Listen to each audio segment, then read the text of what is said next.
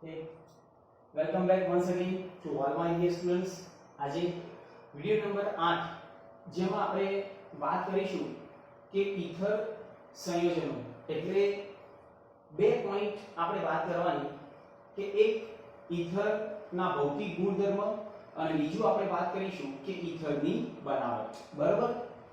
સૌપ્રથમ તો આપણે ફિનોલની વાત કરી તો ફિનોલમાં પણ એવું જ જોયું કે ફિનોલની પહેલી તો વાત કરી ફિનોલના ભૌતિક ગુણધર્મો, તેની એસિડિકતા અને ફિનોલની બનાવટ, અને ત્યારબાદ આપણે વાત કરી કે ફિનોલની રાસાયણિક પ્રક્રિયા, જેમાં આપણે પહેલી પ્રક્રિયા જોઈ કે OH સમૂહ દ્વારા થતી પ્રક્રિયા અને બીજી પ્રક્રિયા જોઈ કે એરોમેટિક વલયમાં થતી પ્રક્રિયાઓ. બરાબર?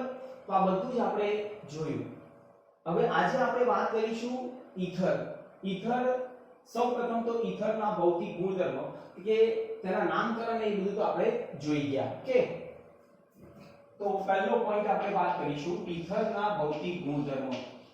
ઈથરના ભૌતિક ગુણધર્મ.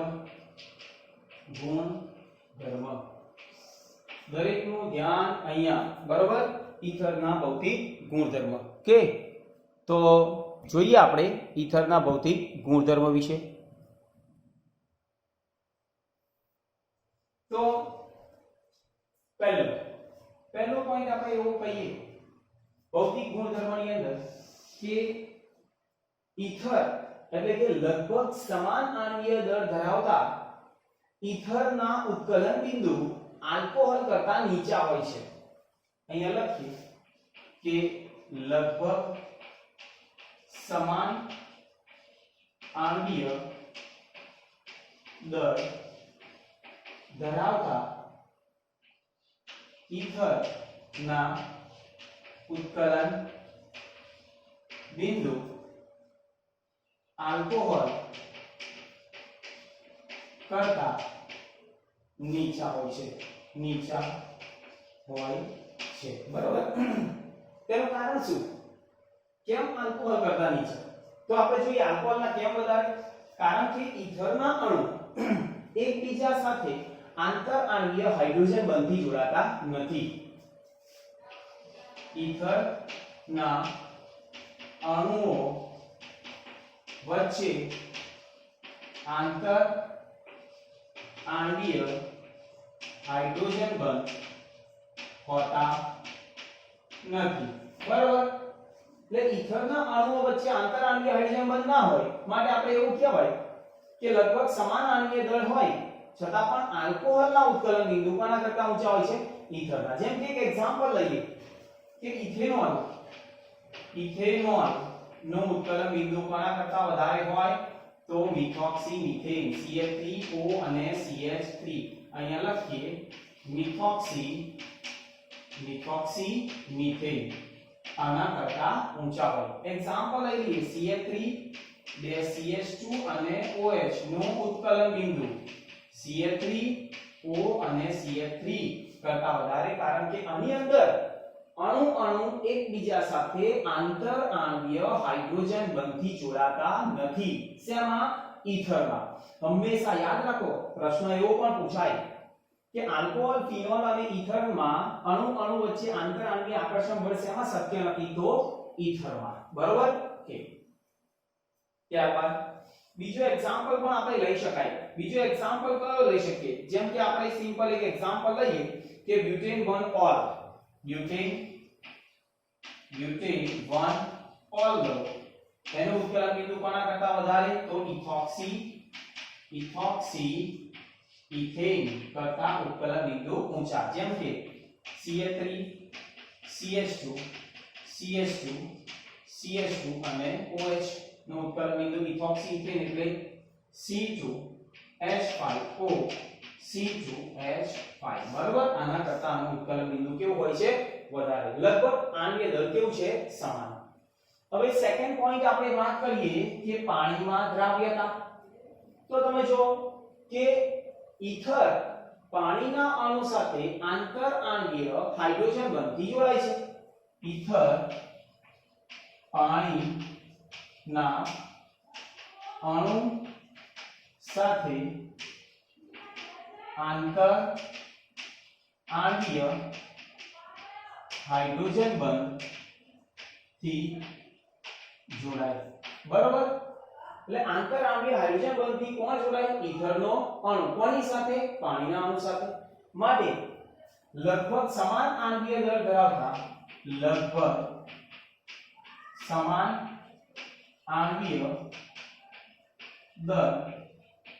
ધરાવતા ઈથર અને આલ્કોહોલના પાણીમાં દ્રાવ્યતા સમાન હોય છે. સમાન આણ્વીય દળ ધરાવતા ઈથર અને આલ્કોહોલ ની પાણીમાં દ્રાવ્યતા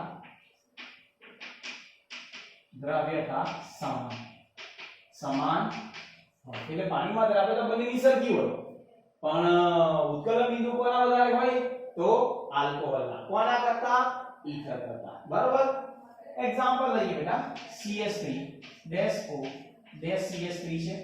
અહીંયા આ હાઇડ્રોજન ઓક્સિજન હાઇડ્રોજન આ બે અબંધકારક ઇલેક્ટ્રોન યુગ્મ, અને આ બંધને આપણે કહીએ આંતર આણ્વીય હાઇડ્રોજન બંધ. કોના વચ્ચે? પાણીનો અણુ અને ઈથરનો અણુ. બરોબર, એટલે પાણીમાં ધરાવતા ઈથર હોય કે પછી આલ્કોહોલ હોય તો બંનેની કેવી હોય? સરખી. કે જોઈ લો એક વખત.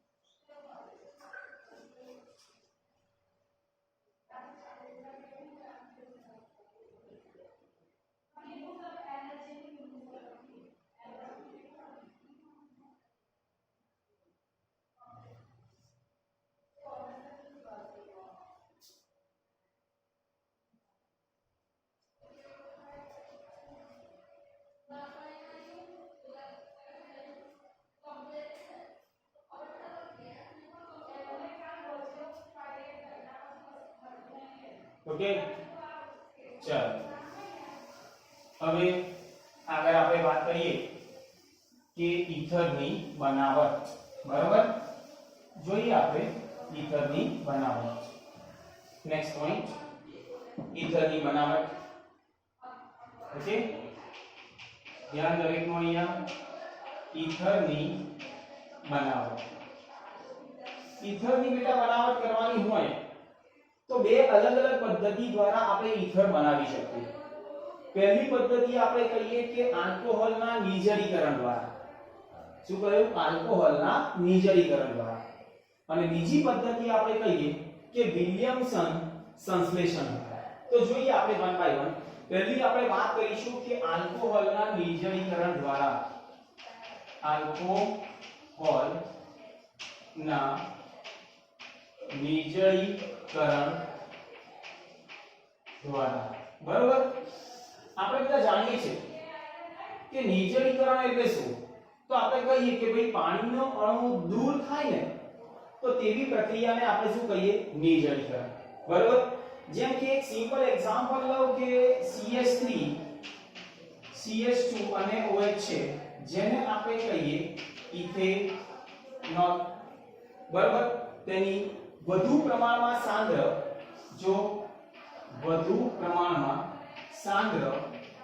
H2SO4 જોડે પ્રક્રિયા કરવામાં આવે. કેટલું તાપમાન? તો 443 કેલ્વિન તાપમાન. તો શું થશે બેટા કે આ કાર્બન ઉપરથી હાઇડ્રોજન જાય અને આ કાર્બન ઉપરથી શું જશે? હાઇડ્રોક્સી સમૂહ. એટલે અહીંયા રહ્યું શું? તો CH2 ડબલ બોન્ડ CH2 અને પાણીનો અણુ દૂર થયો, જેને આપણે કહીએ શું? તો ઇથિન. બરોબર, આને આપણે ઇથિન કહેવાય. પણ આપણે તો શું બનાવવાનું છે બેટા? ઈથર. તો હવે જોઈએ ઈથર કેવી રીતે બને. જેમ કે તેવી જ રીતે હું CH3 CH2 અને OH બે મોલ લઉં છું અને તેની સાંદ્ર H2SO4, પણ આ તાપમાન મોસ્ટ ઇમ્પોર્ટન્ટ યાદ રાખવાનું, 413 કેલ્વિન તાપમાને જો ગરમ કરવામાં આવે તો પાણીનો અણુ તો દૂર જશે, પણ આ કેટલા મોલ છે? 2 મોલ. એટલે જો CH3 CH2 O CH2 અને CH3 અને દૂર શું થયું બેટા પાણીનો અણુ જેને આપણે શું કહીએ ઇથોક્સી ઇથેન શું કહેવાય બેટા ઇથોક્સી ઇથેન કે આ થયું ઇથોક્સી અને આ ઇથેન અથવા તો બીજું નામ આપણે કહીએ ડાઈ ઇથાઇલ અને ઈથર બરાબર હવે દરેકનું ધ્યાન અહીંયા આ આપણે ઈથર બની પણ કેટલા મોલ લીધા બેટા 2 મોલ 2 મોલ તમે લો એટલે એક 2 H અને 1 O ગયા તો 1 O રહ્યા ને બરાબર એટલે પાણીનો અણુ દૂર એટલે શું રહ્યું બન્યું શું ઇથોક્સી ઇથેન બરાબર હવે એવું કહીએ છે બેટા કે આ જે ઇથોક્સી ઇથેન મળ્યું તેનું આપણે એવું કહીએ કે ઉત્કલન બિંદુ કેટલું છે તો 300 ને આનું ઉત્કલન બિંદુ કેટલું છે 308 કેલ્વિન માટે હવે આટલું ગરમ કર્યું એટલે 308 કેલ્વિન તેનું ઉત્કલન બિંદુ છે એટલે આ કયા અવસ્થામાં હશે બાષ્પ અવસ્થામાં એટલે આપણને જે મળશે એ કઈ અવસ્થામાં મળશે બાષ્પ અવસ્થામાં અને જો એ બાષ્પ અવસ્થામાં મળે અને તેને આપણે એવું કહીએ કે જળ શીતકમાંથી પસાર કરવામાં આવે ને તો શું થશે તો આ બાષ્પને જળ શીતકમાંથી પસાર કરીએ તો આપણને પ્રવાહી સ્વરૂપે ઈથર મળશે એટલે બાષ્પ અવસ્થામાં મળ્યું તો એને શેમાં પસાર કર્યું જળ શીતકમાં પસાર કરતા પ્રવાહી અવસ્થામાં મળ્યું બરોબર જળ શીતકમાંથી આપણે પસાર કરીએ બાષ્પને એટલે બાષ્પ ઠંડી પડશે અને આપણને શું મળશે પ્રવાહી અવસ્થામાં શું ઈથર કે અને આવી જ રીતે જો કન્ટીન્યુઅસ હું ઇથેનોલ એડ કરતો રહું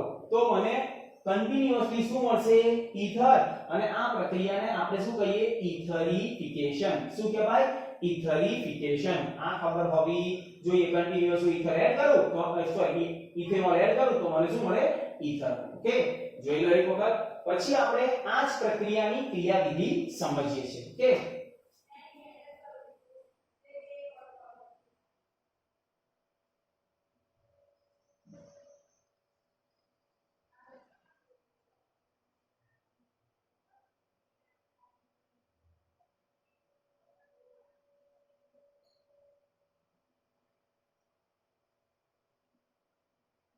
चलो ओके क्लियर હવે ક્રિયાવિધિ આપણે સમજીએ ધ્યાન આપજો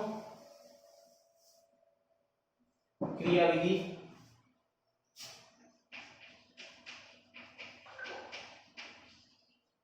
તો એમાં તબક્કો પહેલો એવું કહીએ કે આલ્કોહોલ સલ્ફ્યુરિક એસિડ નો પ્રોટોન સ્વીકારી પ્રોટોનેટેડ આલ્કોહોલ બને છે અહીંયા લખીએ આલ્કોહોલ સલ્ફ્યુરિક એસિડ નો પ્રોટોન સ્વીકારી શું બને છે બેટા તો પ્રોટોનેટેડ આલ્કોહોલ બને છે નેટેડ આલ્કોહોલ બને ખ્યાલ આવી ગયો એક્ઝામ્પલ લઈએ બેટા કેવી રીતે તો જો CH3 CH2 O-H 1 2 3 4 અબંધકારક ઇલેક્ટ્રોન યુગ્મ હવે એ શું સ્વીકારે છે પ્રોટોન એટલે H બરોબર તો શું મળશે પ્રોટોનેટેડ આલ્કોહોલ કેવી રીતે તો આ અહીંયા જોડાશે બેટા બરોબર છે તો હવે મળશે આપણને CH3 CH2 O અહીંયા H અને અહીંયા પણ H ડોટ ડોટ અને અહીંયા પ્લસ જેને આપણે કહીએ પ્રોટોનેટેડ આલ્કોહોલ પ્રોટોનેટેડ શું બનશે આલ્કોહોલ બરોબર છે બેટા પ્રોટોનેટેડ આલ્કોહોલ ચલો તબક્કો બીજો બીજા તબક્કામાં શું થાય છે તો આલ્કોહોલ જે કેન્દ્ર અનુરાગી પ્રક્રિયા તરીકે શું કહે છે પ્રોટોનેટેડ આલ્કોહોલ પર હુમલો કરે છે બરોબર એટલે અહીંયા કેવી રીતે હુમલો કરશે કોના ઉપર તો આલ્કોહોલનો બીજો અણુ અહીંયા લખીએ આલ્કોહોલ નો બીજો અણુ કેન્દ્ર અનુરાગી પ્રક્રિયા તરીકે વર્તી કેન્દ્ર નો રાગી પ્રક્રિયક તરીકે વર્તી કોના ઉપર હુમલો કરશે તો પ્રોટોનેટેડ આલ્કોહોલ પર હુમલો કરે છે અહીંયા લખીએ પ્રોટોનેટેડ આલ્કોહોલ પર હુમલો કરે એક્ઝામ્પલ એ બીજો આલ્કોહોલ લઈશું આપણે બરાબર જેમ કે CH3 CH2O ડેશ H 1 2 3 અને 4 બીજો આલ્કોહોલ આવી ગયો કેવી રીતે વધશે કેન્દ્ર અલગી પ્રક્રિયક તરીકે એટલે બીજો આપણે જે મળ્યું એ CH3 CH2O અહીંયા H અને અહીંયા પણ H પ્રોટોનેટેડ આલ્કોહોલ પર હુમલો કરશે બરાબર તો શું થશે તો આ અહીંયાથી અહીંયા અને આ બંધ અહીંયાથી તૂટશે બરાબર છે તો આપણને શું મળશે બેટા તો અહીંયા મળીશું CH3 CH2O અને CH2 અને CH3 અને એની સાથે શું છે એક H ઓકે ખ્યાલ આવે છે અને જેને આપણે કહીએ પ્લસ અને છોટું શું પડ્યું ઓક્સિજન અહીંયા H અને અહીંયા સંબંધકારક ઇલેક્ટ્રોન યુગ્મ જોઈ લો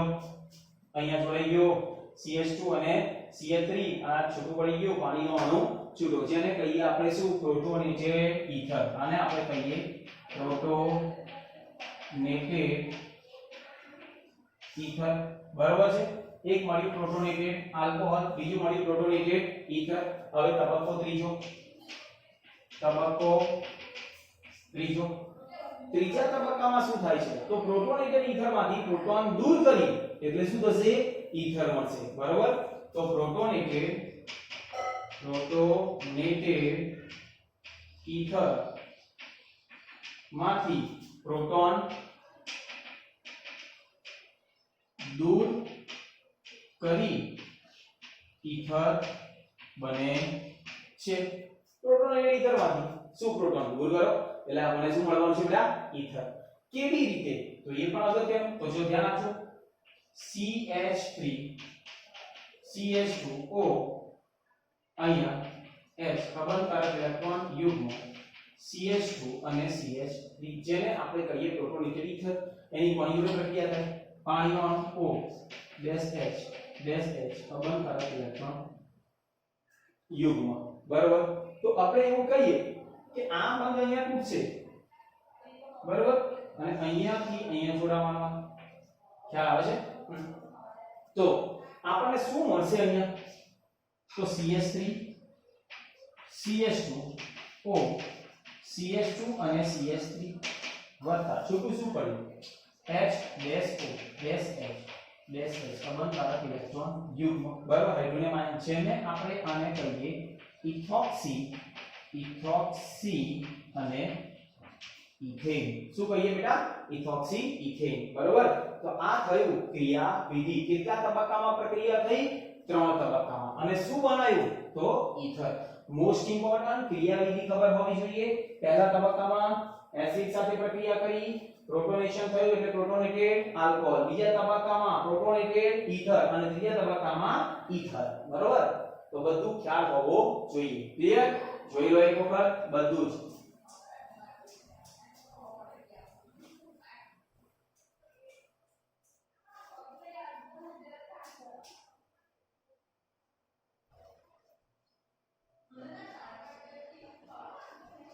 હંમેશા યાદ રાખવું બેટા કે વધુ ઇલેક્ટ્રોન ધરાવતા સ્પીસીસ માંથી ઓછા ઇલેક્ટ્રોન ધરાવતા સ્પીસીસ તરફ બરાબર એ આપણે ખ્યાલ હોવો જોઈએ ઓકે જોઈ લો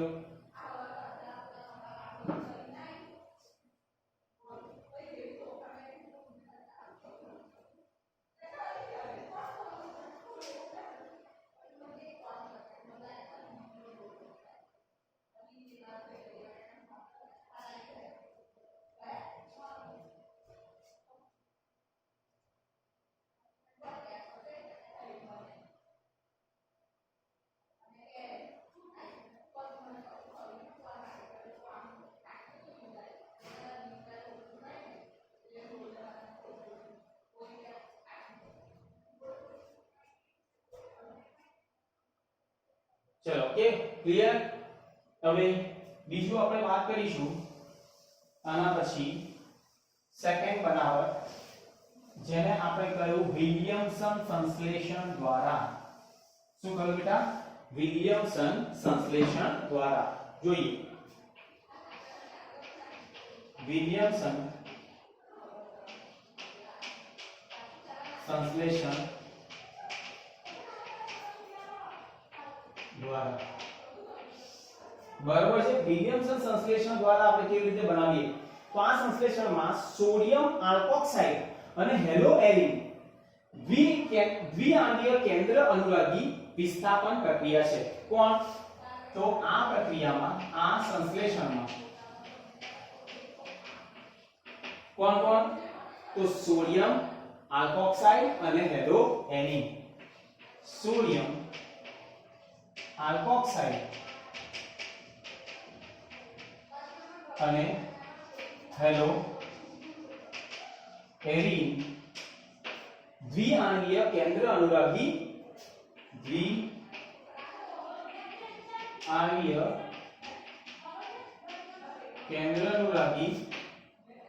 SN2 પ્રક્રિયા છે. જોઈએ આપણે SN2 પ્રક્રિયા કેવી રીતે. જેમ કે એક સિમ્પલ એક્ઝામ્પલ લો, R-O-N જેને આપણે કહીએ સોડિયમ આલ્કોક્સાઇડ. બરાબર છે. એની આલ્કાઇલ હેલાઇડ એટલે R-H જોડે પ્રક્રિયા કરો. શું મળશે? R-O-R. અસમિતીય શું મળે? NaX. બરાબર. અસમિતીય ઈથર અહીંયા લખીએ.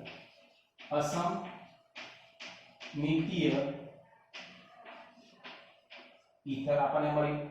બરાબર. હવે અસમિતીય એટલે કે બંને બાજુ આલ્કાઇલ સમૂહની સંખ્યા જુદી જુદી હોય, તેને આપણે શું કહીએ? અસમિતીય ઈથર. હવે દાખલા તરીકે એક એક્ઝામ્પલ લઈએ કે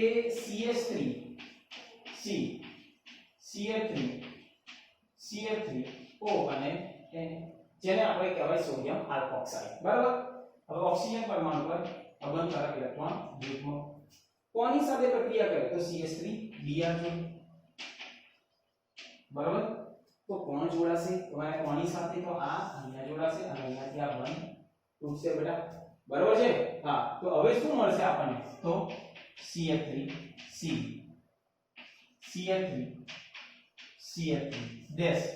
O અને CH3 અને વત્તા છૂટું શું પડી બેટા?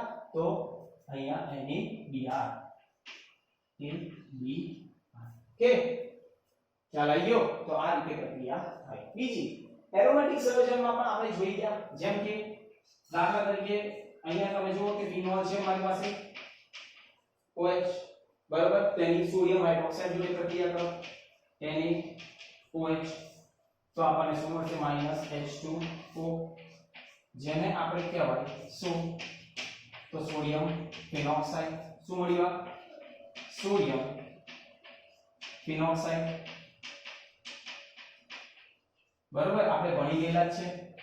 Ca3I NaI. તો આપણને શું મળશે બેટા અહીંયા? તો એરોમેટિક સંયોજનની ઉપર OCH જેને આપણે કહેવાય મિથોક્સી બેન્ઝીન. શું કહીએ? મિથોક્સી બેન્ઝીન અથવા બીજું નામ આપણે કહીએ એનિસોલ. તમને આગળ પણ કહ્યું હતું પરિવર્તન પૂછાય, ફિનોલમાંથી એનિસોલ બનાવો તો ખબર હોવી જોઈએ. બરાબર છે.